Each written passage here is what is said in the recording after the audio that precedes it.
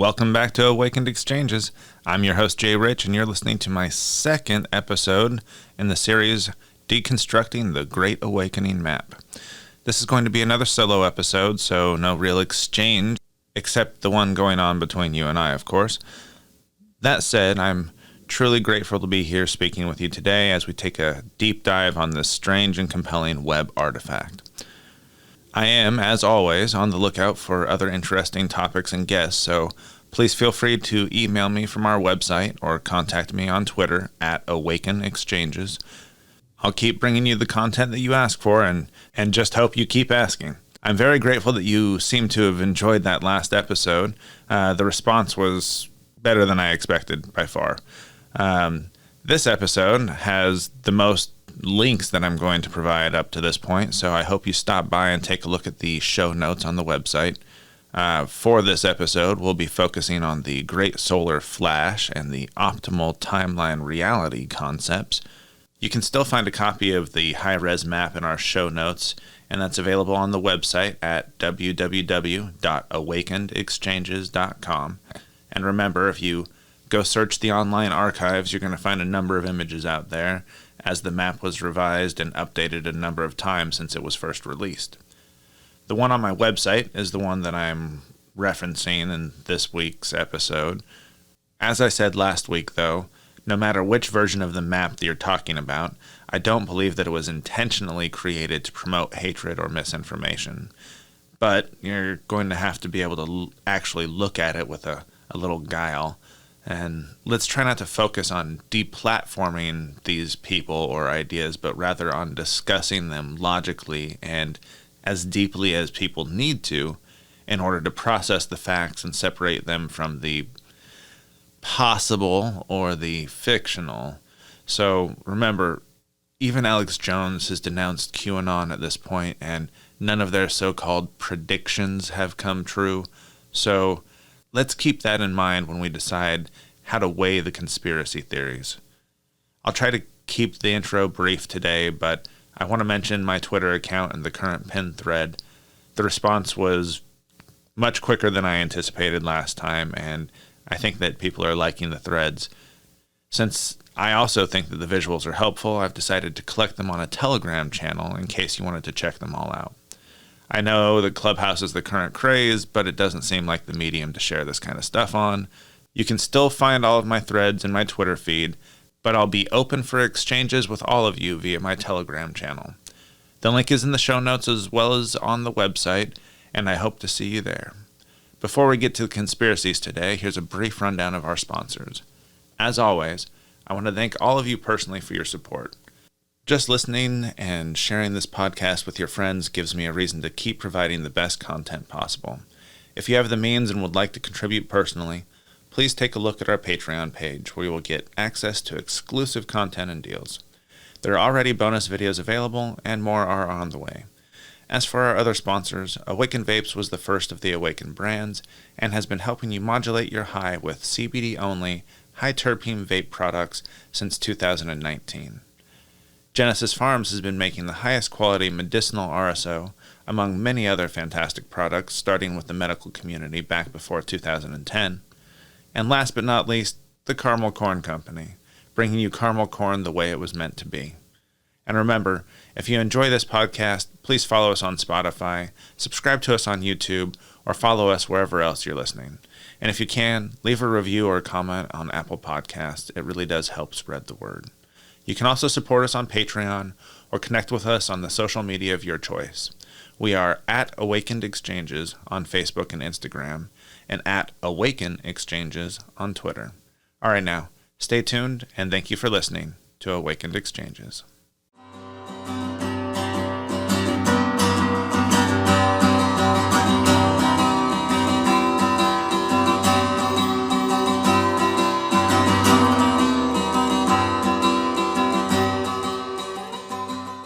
Genesis Pharms was founded on the belief in cannabis's ability to heal. Genesis Pharms is more than a brand. They're a compassionate community of like-minded folks that generate top-quality cannabis products, made with love and care. Community outreach is always on their mind, and their partnerships with Grow for Vets and Parents for Pot was just the beginning of what they hope to accomplish in the coming years. You can find their products on the best dispensary shelves across the state of Oregon. Their RSO is the most consistent quality in the state. Their tinctures are second to none, and their personal massage oil will have you and your partner coming back for more. Find them on Facebook and Instagram and ask for them in your local dispensary today. Don't forget to listen to Sean's interview right here on Awakened Exchanges. It's episode number 3. The Caramel Corn Company is bringing you caramel corn the way it was meant to be, made with premium ingredients in small, handcrafted batches and completely gluten-free. Their flavors include original, roasted cashew, salted almond, mixed nut, spicy sriracha, white morsel macadamia, peanut butter, butterscotch, and my personal favorites, chocolate drizzle and raspberry caramel apple. I can't say enough about how delicious this caramel corn is. It makes a great gift any time of the year. You can find them for sale in Portland area Market of Choice locations, and hopefully again online soon when they get stocked back up. Please visit www.caramelcorncompany.com for more information today. And remember, buying local supports small businesses and keeps your money building your community. Last but not least, Awakened Vapes has been bringing you some of the highest quality CBD vapes since ringing in the new year of 2019. I became passionate about cannabis after a car wreck left me with major migraines, and no prescribed pills helped alleviate the symptoms. Having only tried cannabis a handful of times in high school and college, it was a doctor's recommendation that led me to give it another try. Only then did I realize that we'd all been at least a little misled about the health benefits of this amazing plant. Despite an unexpected break because of the vape ban and then a global health crisis with COVID, the business is stronger than ever, and we invite you to check out our updated website today. We are still offering our 3 varieties with new and improved terpene formulations for enhanced flavor to go along with the custom blended effect profiles. Check back at www.awakenedvapes.com for any updates, and you can always email us about wholesaling or white labeling opportunities.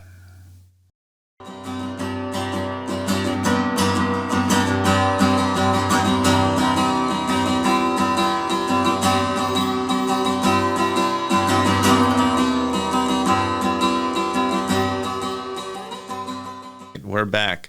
Thank you for joining me on this special edition of Awakened Exchanges. Now that you've learned a little bit about the map and some of its initial secrets in part 1, it's time to look into the great solar flash.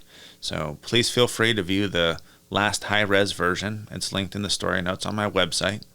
The new thread should be up on Twitter as well, so check it out there, or catch the abbreviated version on Instagram for any added visuals. Our first stop today is near the top in the center of the map, where your attention is drawn by some of the largest font, where it reads, Great Solar Flash. I guess that means that we should talk about solar flares first. Giving the Wikipedia definition, a solar flare is a sudden flash of increased brightness on the sun, usually observed near its surface and in close proximity to a sunspot group. Powerful flares are often, but not always, accompanied by a coronal mass ejection. And what is a coronal mass ejection, or CME? Well, that's when the sun releases a significant amount of plasma and an accompanying embedded amount of magnetic field from the solar corona. These CMEs often follow solar flares, and the plasma is released into the solar wind, and then we can observe those effects in chronograph imagery. So, what does that mean for all of us? Well, solar flares have been known to affect electronic communication as their energy stirs up the Earth's upper atmosphere. It makes radio broadcasts noisy and weak. It can mess with GPS systems, causing them to be off by several yards, and they're partially responsible for the polar lights or aurora borealis. The closest thing that we've ever recorded to a great solar flash was probably the Carrington event, which peaked on September 1st and 2nd of 1859. Sunspots started to appear on the sun on August 28th, 1859, and bright, variable sky colors were observed and subsequently reported in various newspapers around the New England area. On August 29th, southern auroras were observed as far north as Queensland, Australia, significantly farther north than what is caused by a normal solar flare. So, just before noon on September 1st, two amateur English astronomers, Richard Carrington and Richard Hodgson, independently recorded the earliest observation of a solar flare. Those are a couple of amazing dicks, right? All right, bad joke. But the flare was associated with a huge CME that was traveling directly towards Earth. It took a little over 17 and a half hours for it to reach us, but when it did, all hell broke loose. It brought, and I'm quoting from the always amazing Wikipedia resource, one of the largest geomagnetic storms ever. Auroras were seen around the world. Those in the northern hemisphere were seen as far south as the Caribbean. Those over the Rocky Mountains in the U.S. were so bright that the glow woke the gold miners, who began preparing breakfast because they thought it was morning. People in the northeastern United States could read newspaper by the aurora's light. It was visible from the poles to low-latitude areas such as south-central Mexico, Queensland, Australia, Cuba, Hawaii, southern Japan, and China, and even at lower latitudes very close to the equator, such as in Colombia. The telegraph system, some of our earliest electronic communications, went haywire as well. Telegraph systems all over Europe and North America failed, in some cases giving telegraph operators electric shocks. Telegraph pylons threw sparks. Some telegraph operators could continue to send and receive messages despite having disconnected their power supplies.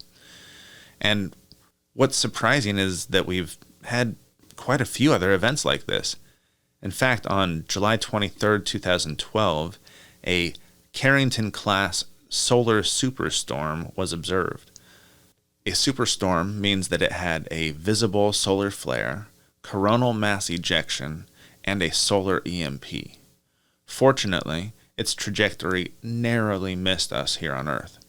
Because of that near miss, Lloyd's of London decided to do an analysis of what could have happened. What did they find? A direct hit likely would have caused between 0.6 and 2.6 trillion, that's with a T, dollars of damage to the United States alone. It would cause widespread, if not global, electrical disruptions, blackouts, and damages to electrical grids. Television signals from satellites would be majorly disrupted, and satellites too would experience disruptions to radio frequency communications, crippling GPS navigation. Planes flying over the oceans would likely experience navigation errors and communications blackouts as a result of the disrupted satellite networks. On the ground, in less severe areas, you might get power back in a week. In others, it could be a year or more. The northeastern United States would be devastated, and that's only a small taste of it. And we don't know how people would respond in that kind of a situation. It is a scary thought, but it is a threat that is likely coming for us, whether that means a decade or a century or 1,000 years from now. That's the unknown part. Now, I can understand some of the reasons why we should be cautious, but let's get into what the map says. I quote, "Prepare for solar flashes." And it goes on to say that the great solar flash will begin the activation towards our spiritual light body ascension. It also says that the series of flash events will act as a trigger for full disclosure and the Great Awakening. Thanks to the COVID relief bill, the so-called full disclosure is actually currently scheduled for Friday, June 25th, 2021, at least by the CIA. While I don't know if they've also scheduled the solar flares for the day or so before that, I can't wait, even if I'm doomed to be disappointed that Friday when all we hear is crickets. But the map implies that the flashes started in 2019, actually, and will continue through 2023 or 2024. It also says that these flashes occur every 25,900 years. If you do a quick search on that number, or if you're just familiar with it from astrology or astronomy, you'll quickly recognize that that's the approximate time it takes for one precession of the equinoxes. A precession of the equinoxes is also known as a great year. There are a lot of myths surrounding the great year, but that's a completely different podcast and a whole nother rabbit hole to go down another day. Let's get into what the map says about our sun, though, and the part that it plays in our solar system and universe as a whole. The map states that our sun has a name, and Sol is that name. S-O-L, Sol. Sol is a conscious, living being. Sol produces bacteria and ejects it into space via solar flares, thus filling the vacuum of space with bacteria and DNA, which is how we got the seeds of life here on Earth in the first place. Sol is connected to the cosmic web, which is kind of like a Stargate portal to other solar systems. This cosmic web portal system connects Sol to every other star in the universe via, quote, filaments in this web. Sol knows the threat that the nanite AI poses, since Sol is conscious after all, and since that threat is so great to our solar system, it's gearing up for the Great Solar Flash. Much like the Carrington event, Sol is going to emit a great solar flare. Think of it like a electromagnetic pulse, or EMP. That EMP will then eliminate the nanite threat for the next 1,000 years in our solar system, at least. But what about life on Earth? Well, the map lays it all out for you right there. Just read it.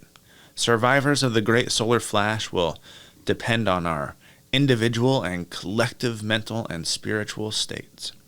In order to best ensure survival, or at least survival for as many people as possible, we need to practice meditation. We need to practice compassion and forgiveness for all beings, and be of service to others rather than serving yourself. Through this, you can help us get onto the optimal timeline reality.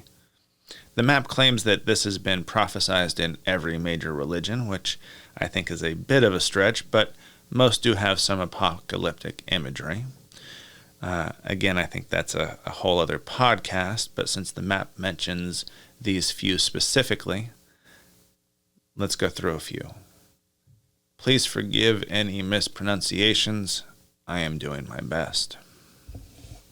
The Hindus talk about the Samvartaka fire, the period we are supposed to be entering now. This period precedes a 10,000-year golden age, but it begins when the activity of Surya, Sanskrit for sun, becomes very strong and causes a number of catastrophic events, including volcanic eruptions throughout the globe, massive continental changes where some huge areas sink below the ocean and others rise up, and X-class solar flares that impact the Earth. This is all according to the Sri Vyuha and their website at www.srivyuha.org, which is SRIVUYHA.org. It does sound like a fairly accurate description of solar flares, but it includes potential consequences that are a bit beyond the scope of what a solar flare alone could cause, at least as far as my knowledge and research went anyway. But we are talking about biblical-style cataclysm and apocalypse here, so I suppose maybe the sun is just the catalyst. I don't know. That's prophecy and speculation, right? So let's move on to the next one, which is Frashokreti, and I really hope I got that somewhere near understandable. It is Frashokereti,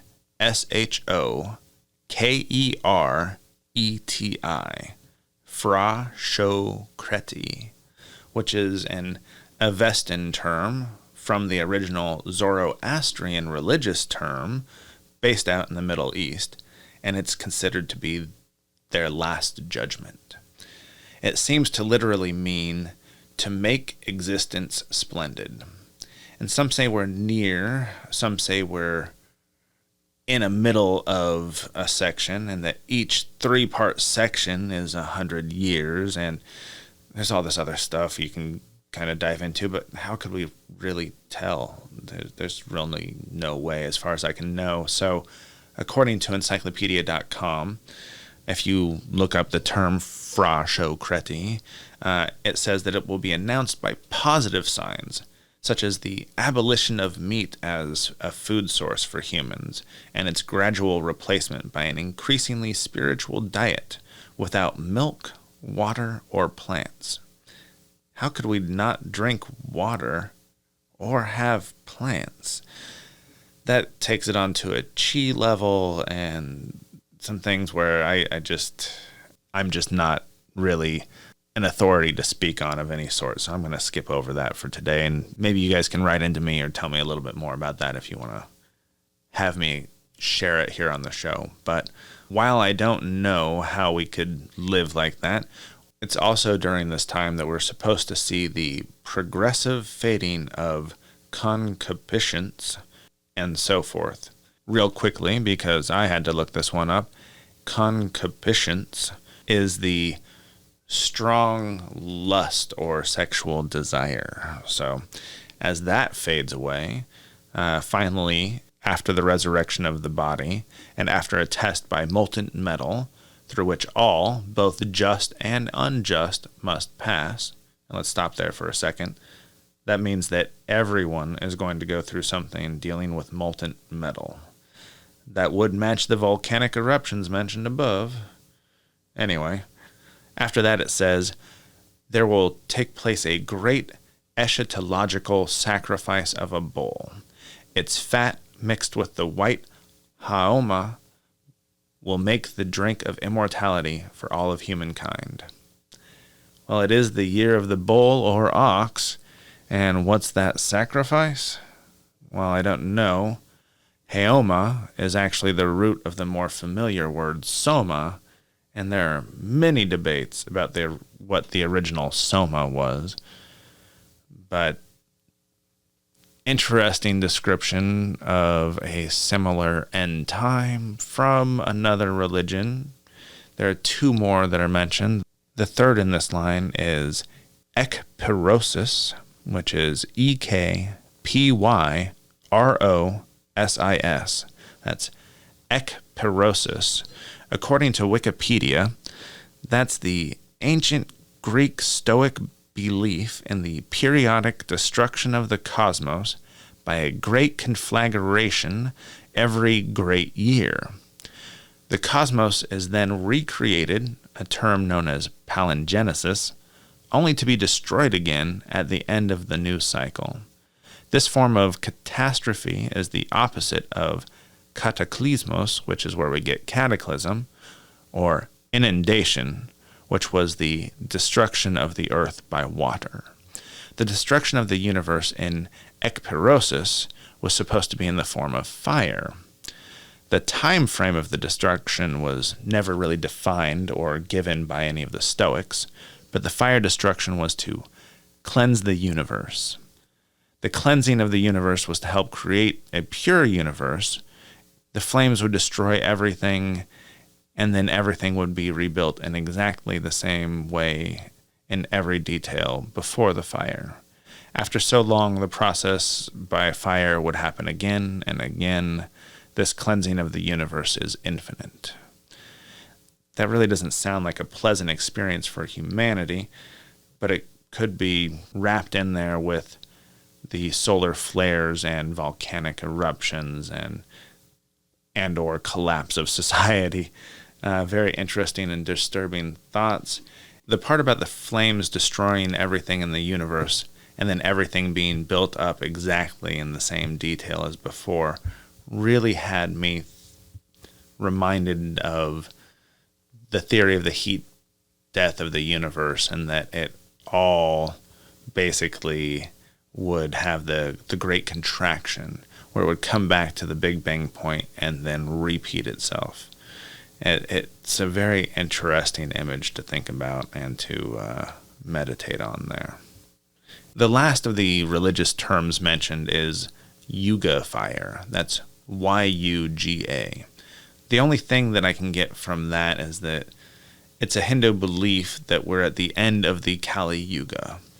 On Graham Hancock's website, there's an article from the author Bibhu Dev Misra called The End of the Kali Yuga in 2025.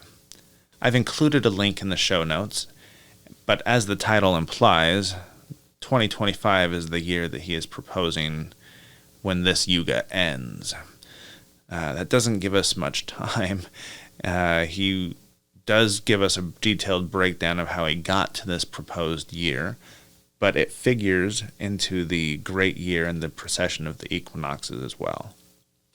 These cycles put the last golden age of Earth at around 12,500 BC, which is coincidentally when some, like Graham Hancock himself, propose was the last reign of Atlantis, before the next impact event wiped them out around 11,500 BC. Bibhu Dev Misra concludes with, and I quote, "The end of the Yuga will inevitably be followed by cataclysmic earth changes and civilization collapses, as is characteristic of the transitional periods. The Dwapara Yuga is fundamentally different from the Kali Yuga in its spiritual and material dimensions, as far as can be gleaned from the ancient texts. Hence, we may anticipate far-reaching changes in our environment, and possibly in our cosmic neighborhood, as we transition to this period of enhanced consciousness. The current upswing in tectonic activities and the increased incidence of extreme weather phenomena may be indicative of the fact that we are slowly entering a period of volatile Earth changes. We need to be aware of these greater cycles of time that govern human civilization and the changes that are looming on the horizon." Honestly, I can't really do much to argue with the guy. He's done his homework and made a convincing argument in the end. All right, now that you've got all of that solar flash info, it should come in handy as we go through the optimal timeline reality. You can check out the optimal timeline or Great Solar Flash map in our show notes as well. Their belief seems to be that we are using our collective consciousness to kind of guide our timeline down one of multiple, possibly infinite realities that we are connected to. Let's break down the timeline that they call optimal. The first period actually was 2018 to 2020, otherwise known as already past and what was supposed to have happened. They say that this is the period of suffering and division, and they certainly seem to have gotten that part right. The last couple of years leading up to the election of 2020 were some of the most divisive in history. No matter what side of the political divide you fall on, you can agree that the divide is real. It does feel like there's a Cold War-style stalemate that is mostly prevailing since the Capitol riot on January 6th, and while I'm sorry that just wasn't Antifa, please watch the videos, look at the impeachment highlights, and hopefully all of us in the middle can at least realize that we need to come together before the fringes eat the country alive. The first period seems to be referred to as the red pill period. This is when time and events seem to speed up and timelines begin to merge and split in the multiverse. This takes us back into Mandela effect territory, which we discussed a little more in previous episodes. These merging timelines have been subject to much speculation since the Mandela effect first appeared on the scene in 2009. But it's during this red pill phase that Sol, our sun, is supposed to be charging up to release the flashes that lead to the Great Awakening. As the sun is charging, the Schumann resonance is supposed to be increasing. And in case you don't know what that is, the Schumann resonance is defined as a set of spectrum peaks in the extremely low frequency, or ELF, portion of the Earth's electromagnetic field spectrum. They are global electromagnetic resonances generated and excited by lightning discharges in the cavity formed by Earth's surface and the ionosphere. If we are out of sync with Earth's surface, this Schumann resonance, we begin to exhibit signs of discomfort that can range from anxiety, insomnia, illness, suppressed immune system, etc. Conversely, we have discovered that when humans are in sync with the 7.83 hertz that we call the Schumann resonance, the body is able to heal and increase its vitality. Is there any actual evidence of this? Again, check out the show notes, but the National Institute of Health says that there actually is evidence that this frequency affects us. Now, is that resonance frequency rising? That's more of an active interpretation thing, but it doesn't seem like it. It definitely fluctuates, but it doesn't appear to be leaving that 7 to 8 hertz range.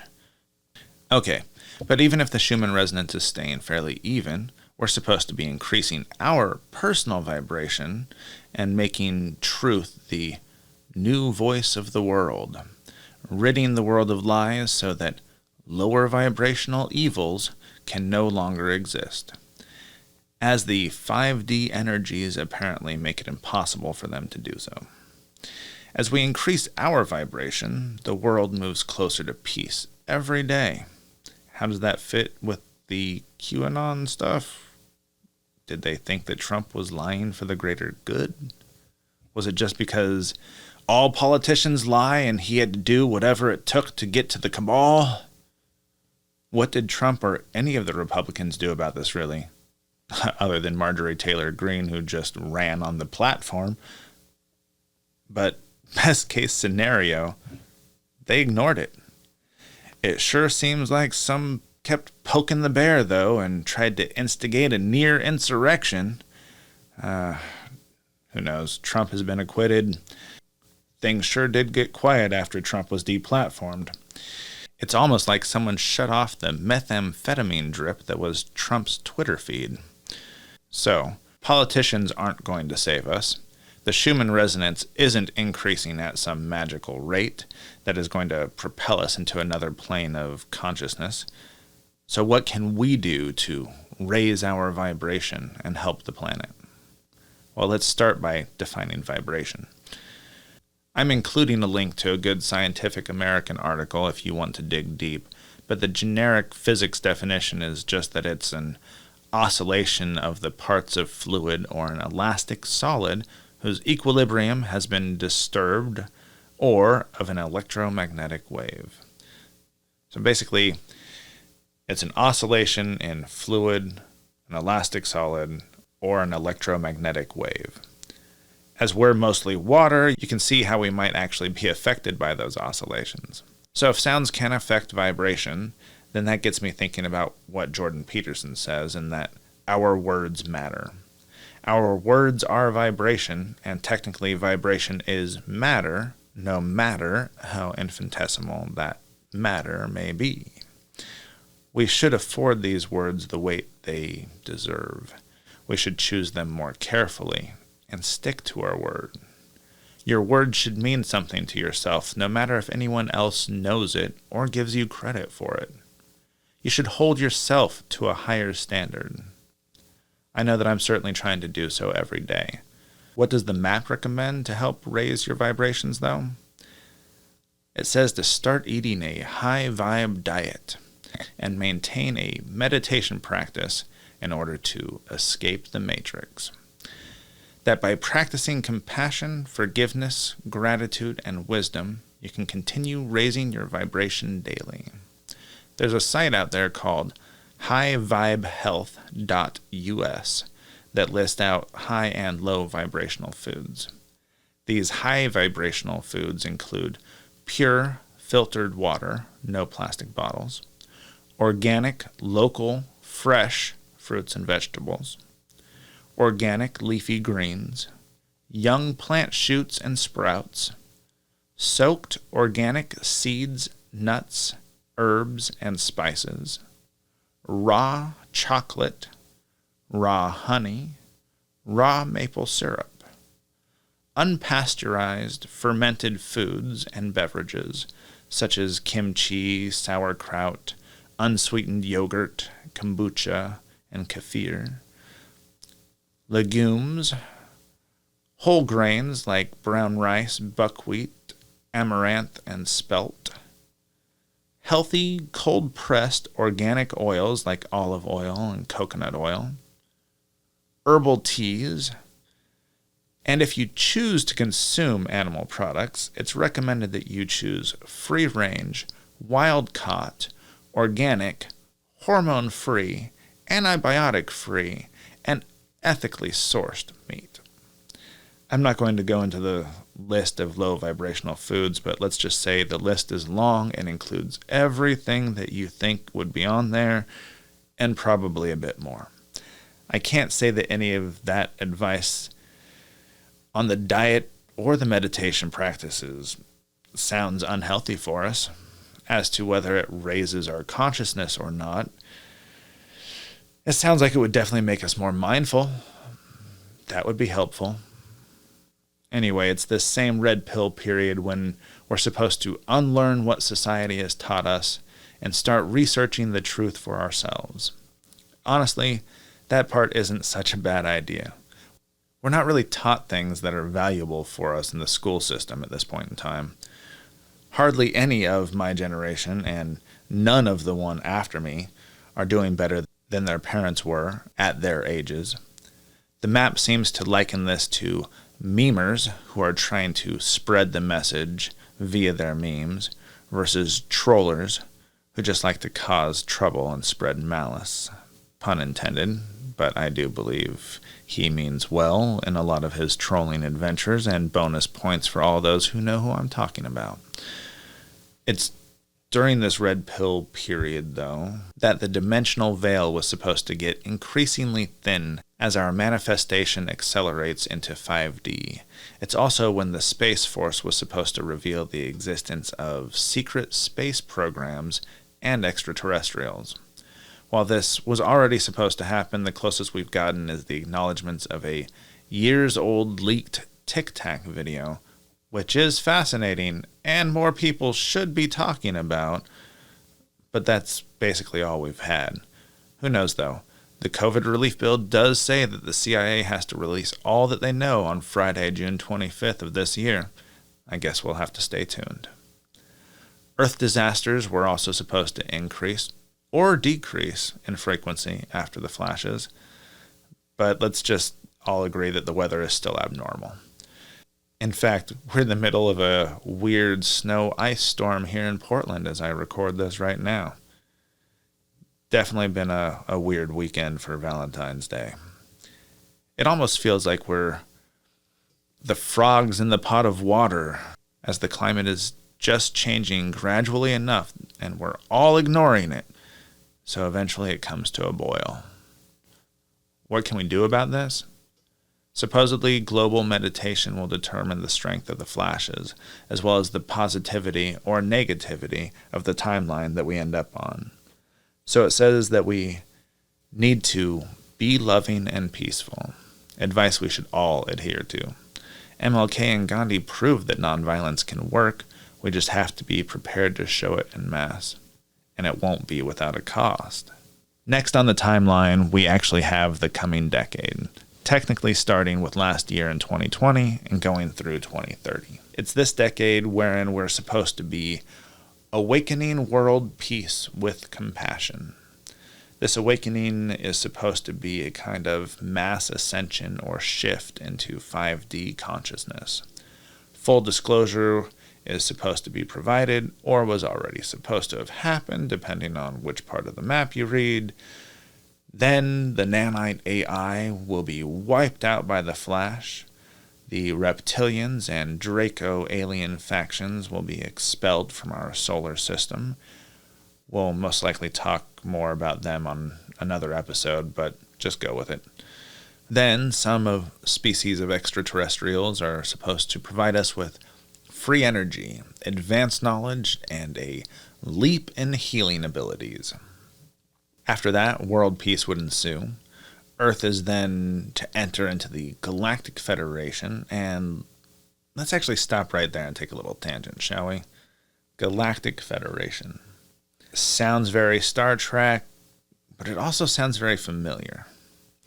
Another link I included in the show notes will take you to an article from NBC News about the former Israeli space security chief, Haim Eshed, and his claims that a galactic federation has been waiting for humans to reach a certain point in development in order to bring us to a true understanding of what space and spacecraft are.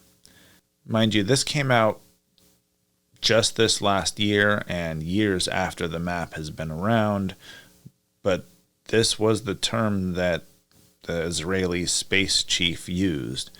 This is legit news, people, albeit from an aging random source, and I don't really know what his mental state is, and I don't know what his motivations are, but it was released just as his book came out.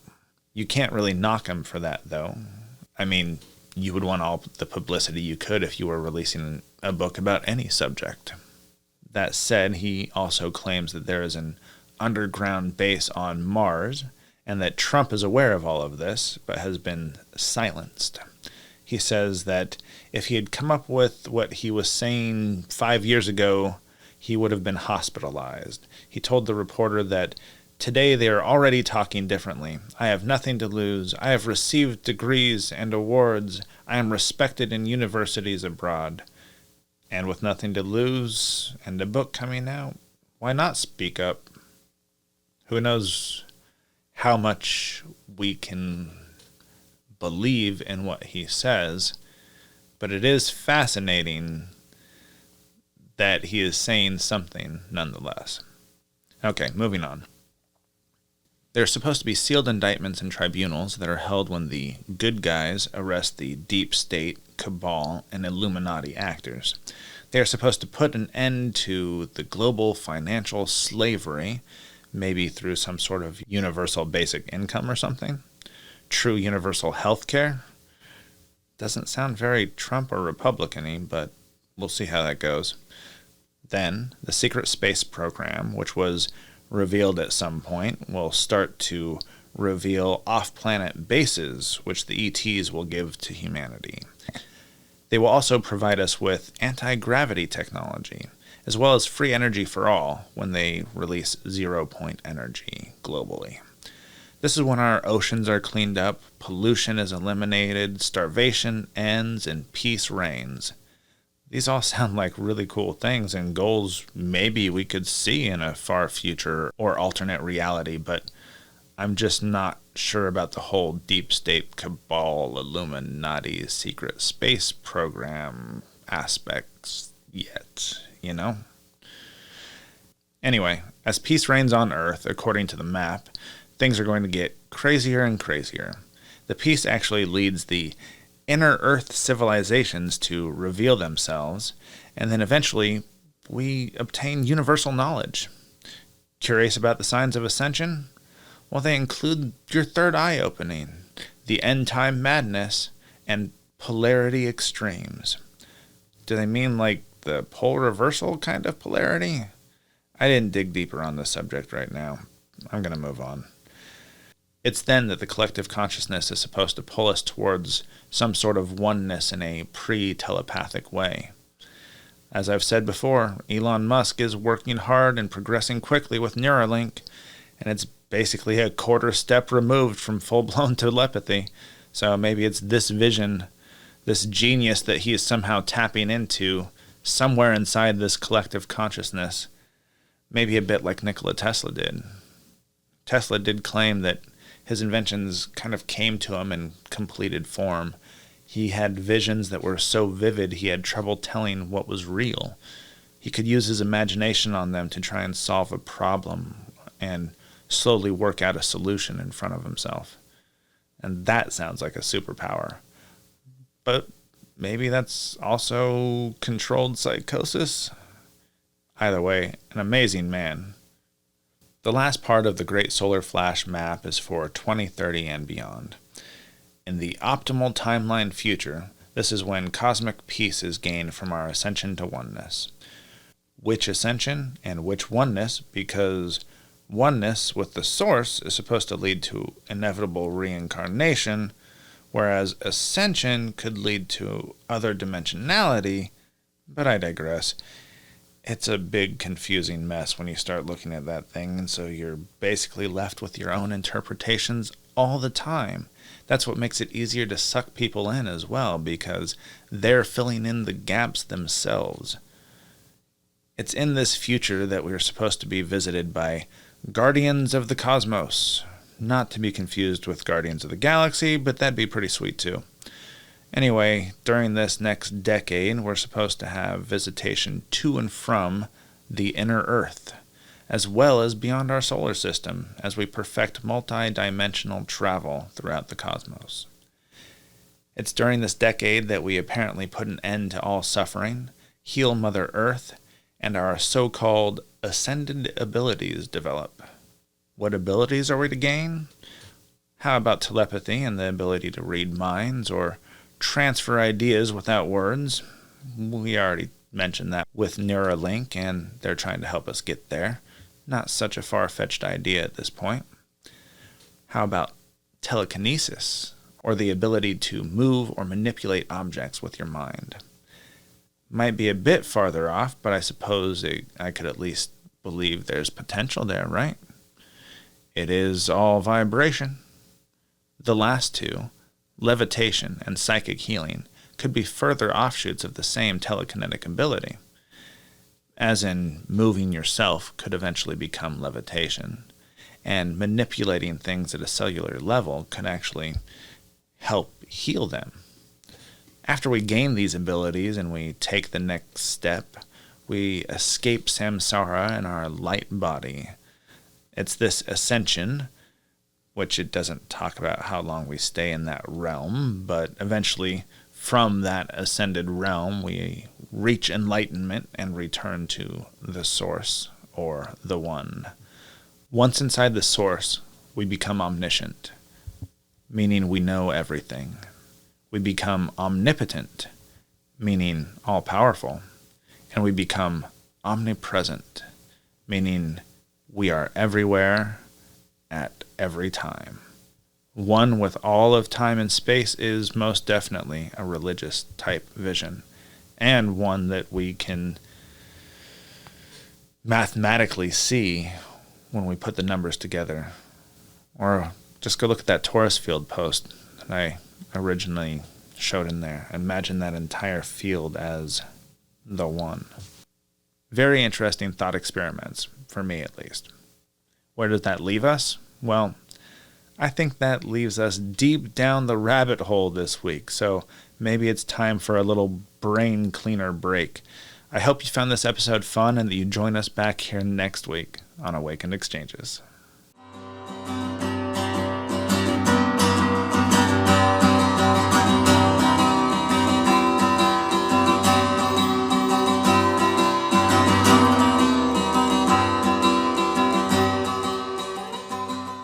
Thank you again for listening to me ramble through another episode on one of the most fascinating and confusing pieces of popular art in the last decade.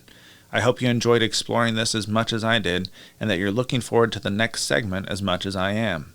I want to give a special thanks to all of our listeners. You are the reason I'm doing this.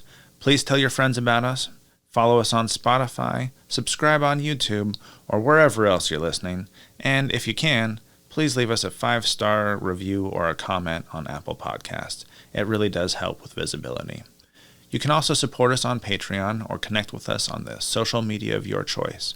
We are at Awakened Exchanges on Facebook and Instagram, and at Awaken Exchanges on Twitter. Thanks again, and have a blessed day.